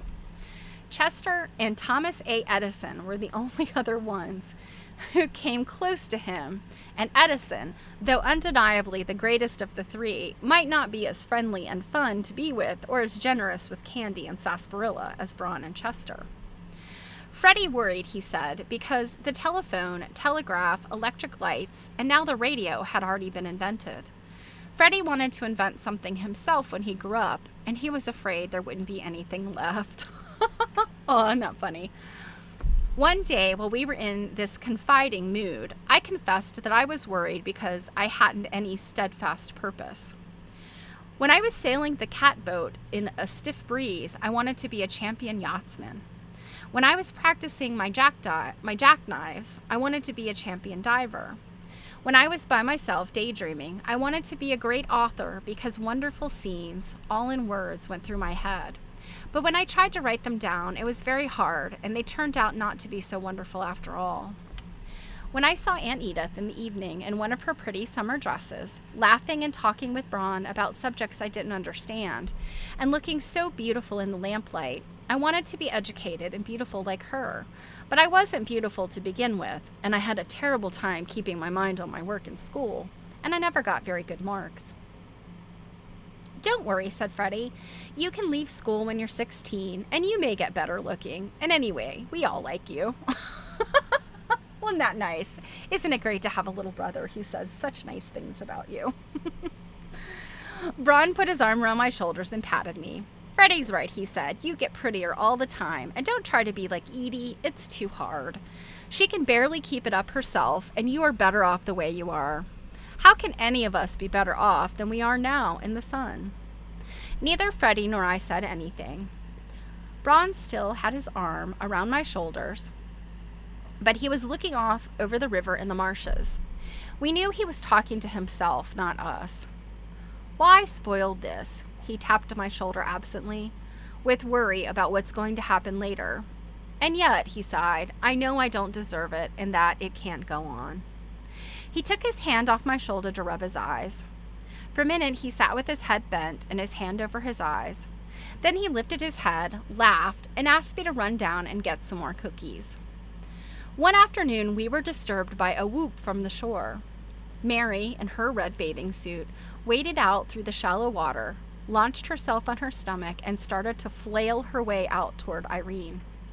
For all her lessons, she still couldn't swim very well. Braun jumped up and let a little rope ladder down over the side so Mary could climb aboard. She stood amidship, dripping and smiling mysteriously. Where's the note? Braun asked her. Mary gave him the Clarabout eye bat and hip wiggle and went on smiling mysteriously. Come on, Braun tapped his hand on the gunwale. Take it out of your bathing cap and give it to me. Mary giggled. There isn't any note. Didn't Mrs. Munson send you? Mary placed both hands on her left hip, tossed back her head, commenced to jiggle all over, and said huskily, as if she had crumbs in her throat, I've got a yen to see you, and I never resist a yen. She half closed her eyes and squinted up at Braun through her lashes. Braun gripped the gunwale and drew a deep breath. If you've no note from Mrs. Munson, then jump right back in the water and swim away. There here! Mary abandoned the Claraboisms point at us. Her voice rang high and clear. Why shouldn't I be here too? I've invited them, said Braun. He looked straight into her eyes, and as she gazed up at them, the new Mary fell away, and there was poor Mary, dripping and shivering. It was just a joke, she whispered, and dropped her eyes. I had never thought I could feel sorry for Mary, but I did then, and I wished Braun would say something kind to her, but he didn't. With a jerk of his head, he indicated that Mary was to jump into the water. Without another word, she climbed up on the gunwale, took hold of her nose, and jumped. Braun didn't wait to see if she got safely to shore. He said he was going to change and went down to the cabin. When he came up again, he was dressed in clean white ducks and a white shirt. He said it was time for all of us to go back to the Haven. He was silent all the way home. He didn't begin to be himself again until Aunt Edith sat down with him on the side porch to shell peas for dinner. I soon forgot Mary and her humiliation. In all the rest of that happy time, I never gave her another thought. My days were very busy. Aunt Edith left right after breakfast to work on the bazaar, and I kept house. I made the beds and washed the dishes and remembered to pour the dishwater on the wisteria vine. I learned to run the kitchen range, and when Aunt Edith didn't make it home for lunch, I cooked lunch and cleaned up afterward. Even Aunt Edith and I did a good job. Even Aunt Edith said I did a good job. I wrote lots of letters to Daddy and Mama telling them what good care I was taking of Grandpa and Freddie and the house while Aunt Edith was away. I made Freddie write too, and I hoped sometime Aunt Edith would remind us to write home so I could tell her that we already had.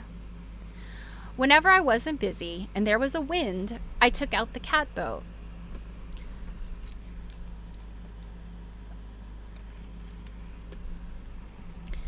Freddie was more interested in wires and engines than in sailing, and I didn't urge him to come with me. I could sail the cat perfectly well by myself. I beat up the harbor and came down on long reaches, getting as much speed out of the old cat as she could give, and always watching for Irene on her way out to or back from her fishing. On her way out to or back from her fishing and sightseeing trips. When I spotted her, I'd give chase and try to intercept her. Of course, I couldn't really do either. She was much too fast. But if Braun wasn't in a hurry, he'd slow down for me or change his course to meet me. Then we would fool around and show off for his passengers. I'd sail across Irene's bow while she came at me full speed, and I'd just make it, or I'd sail right alongside as if I were going to board her. Braun and I would shake hands over our respective gunwales without letting them touch, and I'd come about and swoop away. Sometimes he pretended to chase me, and I tacked and jibbed wildly to wriggle away from him. What with my household duties, fooling around with Braun, I realize this is 1972, and fooling around maybe it just meant messing around. But fooling around today means something different, so just to clarify. And the funny thing is, these are like girls, they're teenage girls, and they're enthralled with this man, and he is a grown man. So I just see as, I don't know if that's going to come full circle. Again, 1972 is different than 2025, but then, teenage girls do have crushes on older men, but I don't know. There's something there that I'm just wondering what's going to come of it here. So with my household duties, fooling around with Braun, and making sure to be home and ready to swim with him in the late afternoon, I never managed to get in an ice cream sail to Houghton Landing. My life was just too full to fit in everything I wanted to do. So that happy time, a week and a little more, had slipped by, and on the afternoon of July 3rd, Braun and I had sprawled as usual on Irene's forward deck, drying off after our swim, drinking sarsaparilla and eating Lorna Doones. Lorna Doones! This is 1926. You gotta appreciate a cookie that's still around. Freddie was off with Grandpa buying fireworks. The tide was high and the sky was cloudless. No wind blew. Irene floated in a shimmering blue silence as magical as the settings of my morning dream fantasies. Braun sat up, looked east over the flooded marshes to the sea, sniffed like a dog, squinted a minute into the sinking sun, and said, I think we'll have another fine day. I think it will be a super glorious 4th.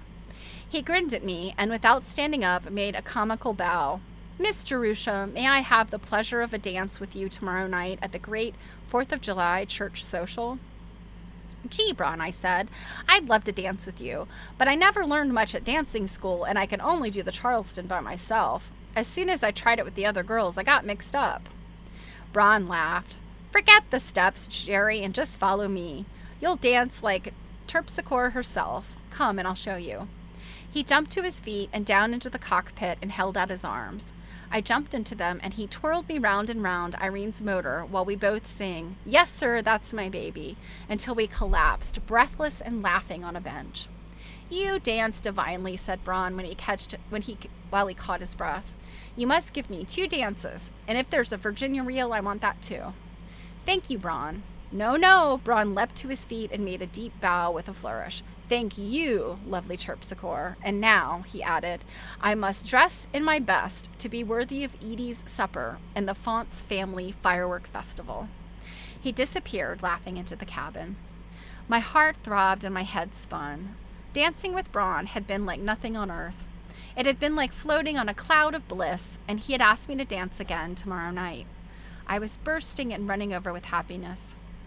When Bron emerged from the cabin with his hair slicked back, with a navy blue blazer over his white shirt and ducks, and smelling of his after-shaving lotion, I felt all woozy.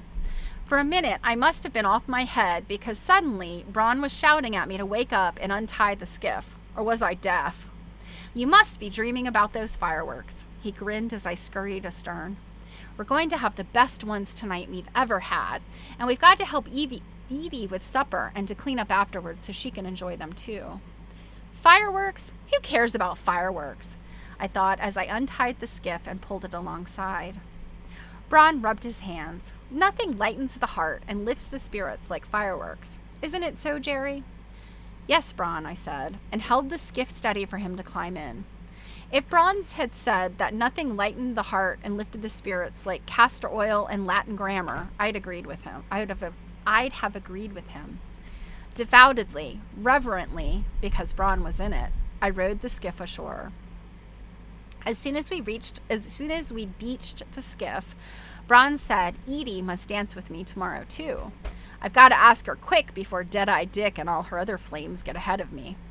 Gosh, I hope I'm not too late. Come on. He zigzagged up the hill so fast I couldn't keep up with him. For the rest of the evening, I floated around in a dream. Nothing seemed real except for my own happiness. I wondered that no one noticed how different I was from my old self and from all the other people who weren't lucky enough to be me. After the guests had left, I could hardly wait for the rest of the family to get through in the bathroom so I could get ready for the dance. I took a very thorough bath and washed my hair and tied up the ends in rags so they curl a little and not just hang. I smeared my face and neck with cold cream that I found in the medicine cabinet, and then I got into bed to manicure my nails, but I fell asleep before I'd finished. The next morning was so damp I didn't dare take the curling rags out of my hair because I knew that as soon as I did, it would go straight. I tied up my head in a bandana, and Aunt Edith and Grandpa were in such a stew about having to move the bazaar indoors that no one ever noticed. All morning at the church, the ladies flapped around like chickens without their heads, telling me to run somewhere to get something that wasn't there or that they didn't need when I brought it. They scolded at each other and me and got red in the face, and a few even cried. I didn't mind them. I had true happiness in my heart. I felt sorry for them, with nothing more important to think about than an old church bazaar.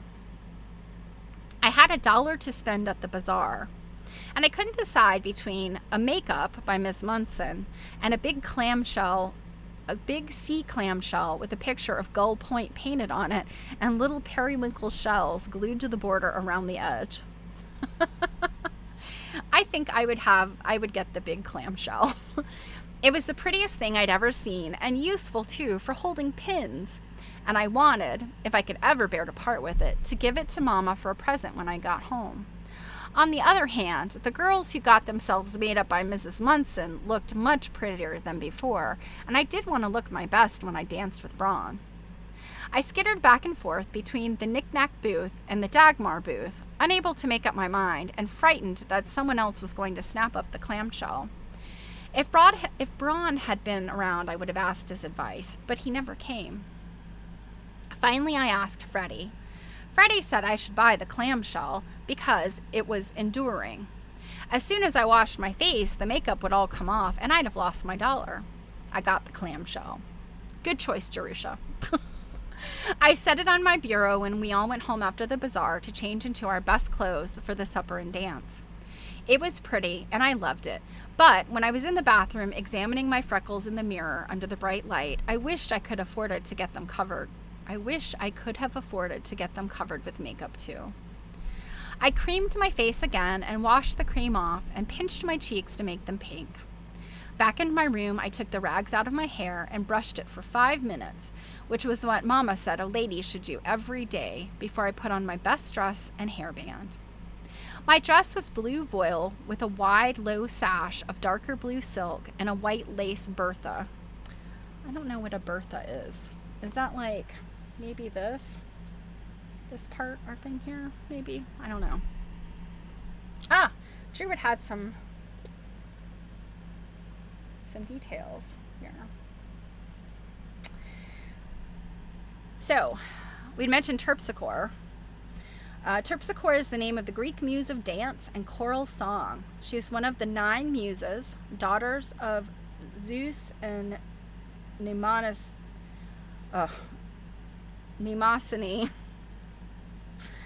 The word Terpsichorean is derived from her name and refers to anything related to dance. In art, she is often depicted holding a lyre and accompanied by dancers. The Greek muses are 9 goddesses, daughters of Zeus, who presided over the arts and sciences. They were the source of inspiration for artists, poets, and thinkers. Each muse was associated with a specific art form or field of study. They are Calliope, epic poetry; Clio, history; Erato, lyrical poetry; Euterpe, music;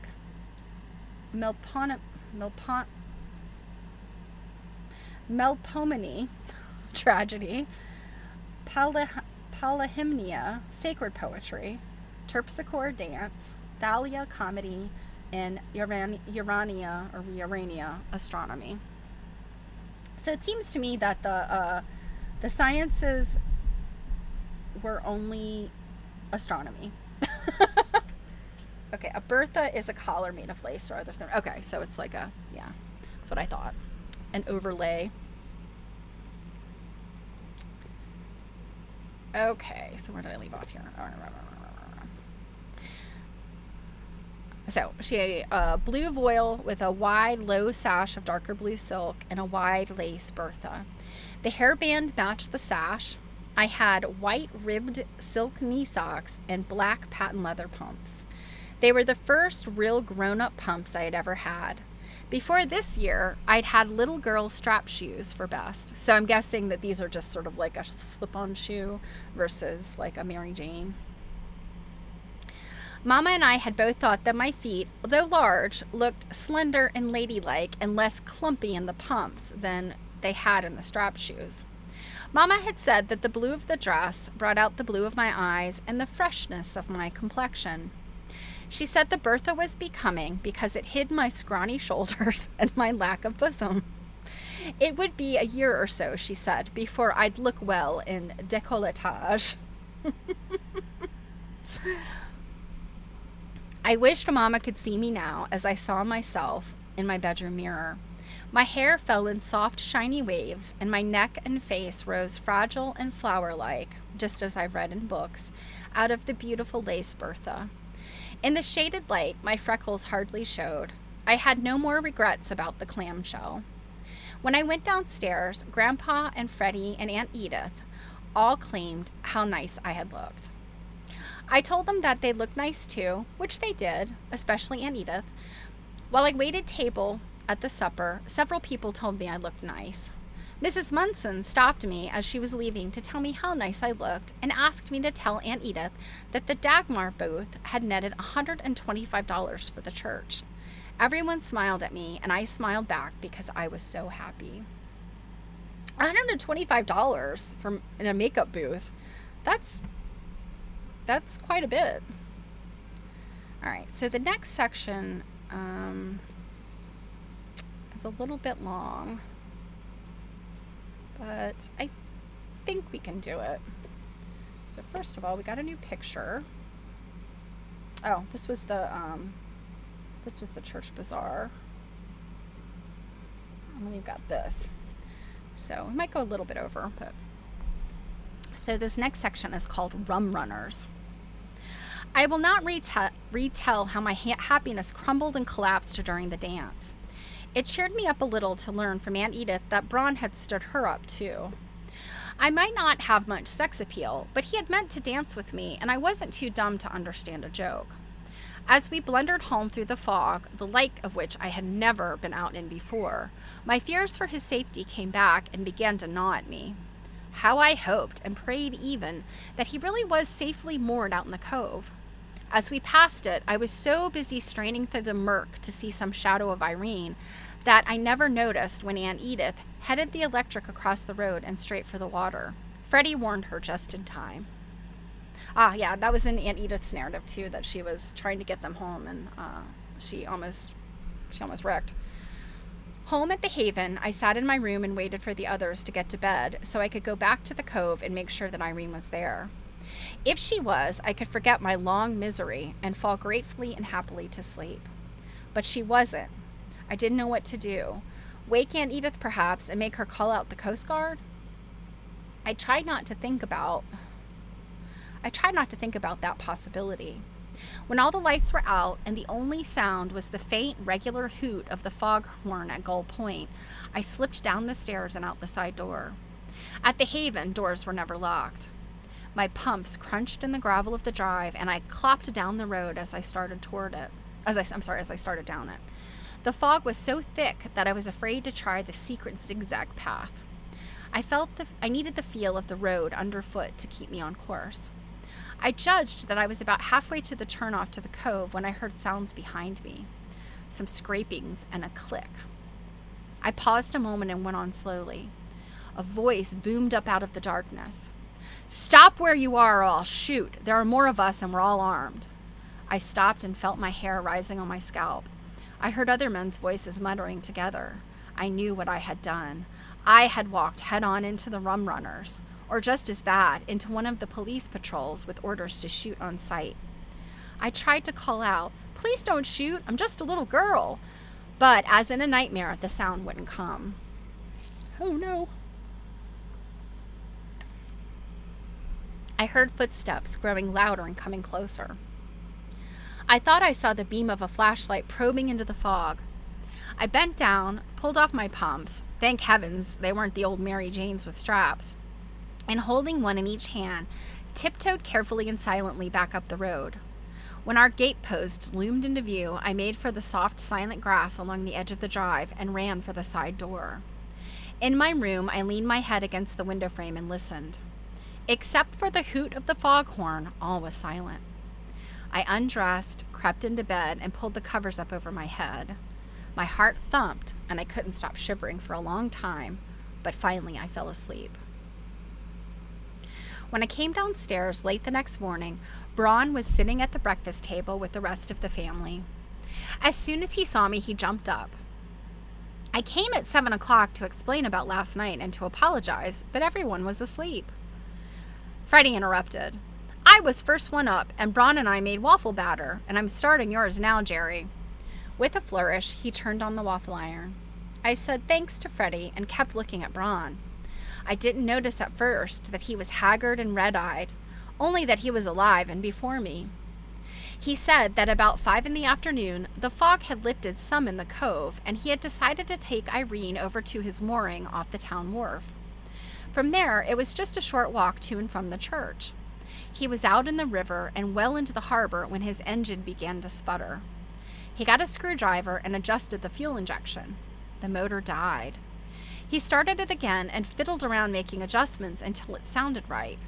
Meanwhile, Irene had been drifting, and the fog had thickened up again. He couldn't see anything. He set Irene back on course as best as he could and proceeded very slowly and carefully, right bang into gull ledges. He was stuck fast. The tide was about an hour out. He had to wait 11 hours before he could float Irene off. He said he was disgusted with himself, and he couldn't blame me if I never spoke to him again.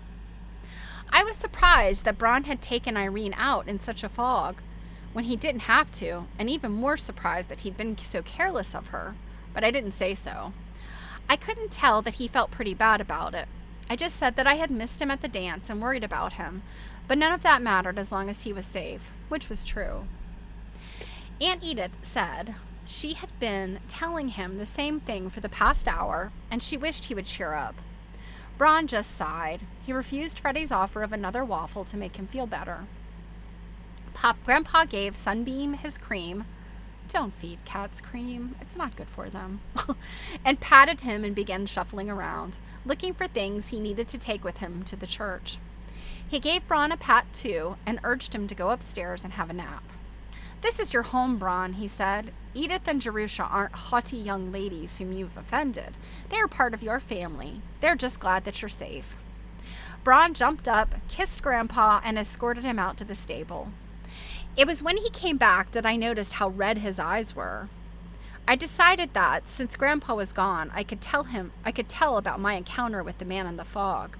It might cheer Braun up to know that by running aground, he had probably escaped being shot. Braun scolded me for going out in the middle of the night. "It was a foolish and dangerous thing to do. I would have thought you had more sense. I hope you'll never do it again." He didn't seem a bit cheered, and his sharpness rather hurt my feelings. Aunt Edith wasn't cross at all. She said, "I never thought the time would come when we couldn't wander safely around Haskell's Hill and the Cove at any time, day or night, but I guess it has. Jerusha and Freddie, you mustn't wander off by yourselves at night, and for heaven's sake, don't tell any of this to your grandfather." Chester arrived with a present of raspberries, the first from his bushes. The berries were so delicious that we all ate them right out of the basket and almost forgot to save out enough for Grandpa's lunch. Freddie cooked another waffle for Chester. While Chester ate, Aunt Edith made him tell him about my adventure in the fog. Chester wiped his mouth. "That was a first-rate waffle, Freddie. Might I trouble you to cook me another?" He turned to me. "There were no patrols of ours at the end of this town, so it must have been the smugglers themselves that you heard. We were all down somewhere near Houghton Landing on a tip from Lieutenant Dawson. The fog was so thick that we weren't sure where we were most of the time, and my boys were so jumpy I was afraid they'd shoot each other." "Where were you?" He turned suddenly to Braun. Braun explained where he was. "Well, of all the stupid things to do..."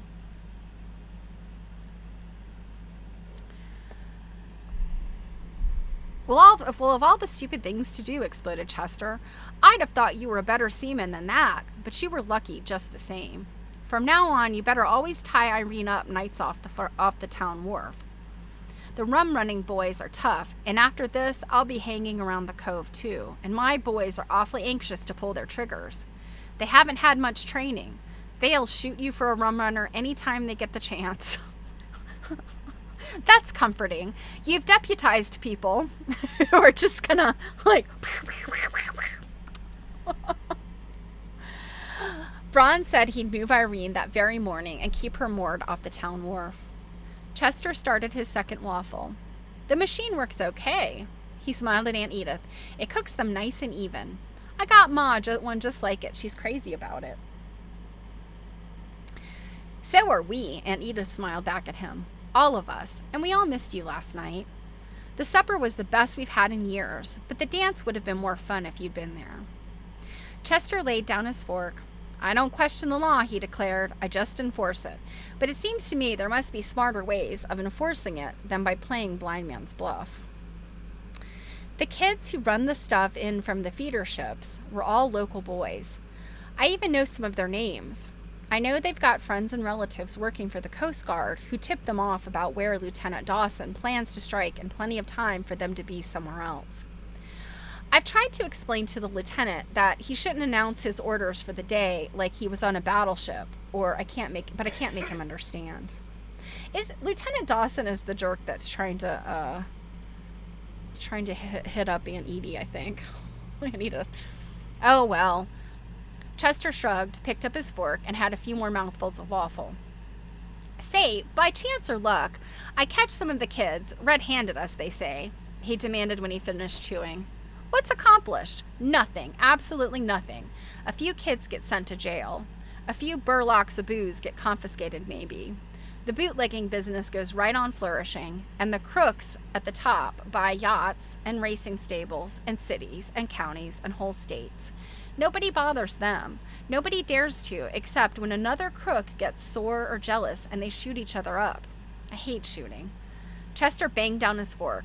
The only way to enforce this prohibition law is to find the big crooks and convince them and put them in jail. What can I do? I've got 10 men and 100 miles of coast to patrol, and it's all honeycombed with dinky little harbors.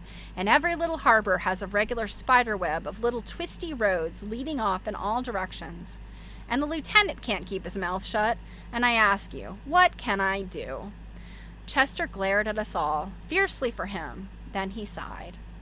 I won't complain anymore, he went on. I'll do the best I can. But I hated missing the dance last night. I wanted to dance with you, Edie, and I'd promised Mama to do the polka with her. She was disappointed when I couldn't make it. Chester finished his waffle and seemed to feel better. At any rate, nobody got hurt. I'm thankful for that. He sat back and smiled at Braun, who was looking glum as ever. It may make you feel a little less stupid about spending last night on Gull Ledges to know that the lieutenant ran his 2 new patrol boats spaying into each other. Chester tried unsuccessfully to suppress a smile. The lieutenant asked me not to mention it, but everybody in town knows now, so what's the difference? Braun smiled for the first time that morning. Were the boats badly damaged? Were they ever, replied Chester. And was the lieutenant's face ever red? I guess I shouldn't laugh over his misfortunes, but he's such a big mouth. Chester wiped his mouth and rose to his feet. Thank you for those waffles, Freddie. They were a treat. If you'd care to come to the garage with me, I've got some jobs there you can help me with.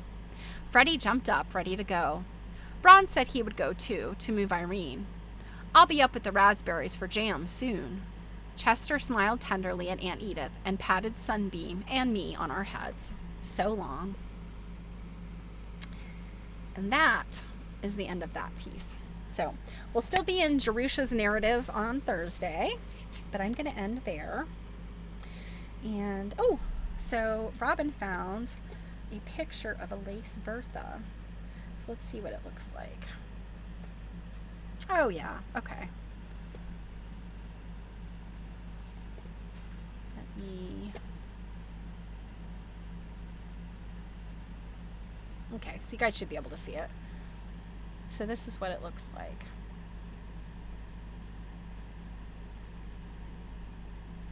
The back of it, yeah. So what would you would expect of some like overly encrusted little child's dress? No surprise. All right. So I will end there. I hope you guys enjoyed Lenore Tawney, and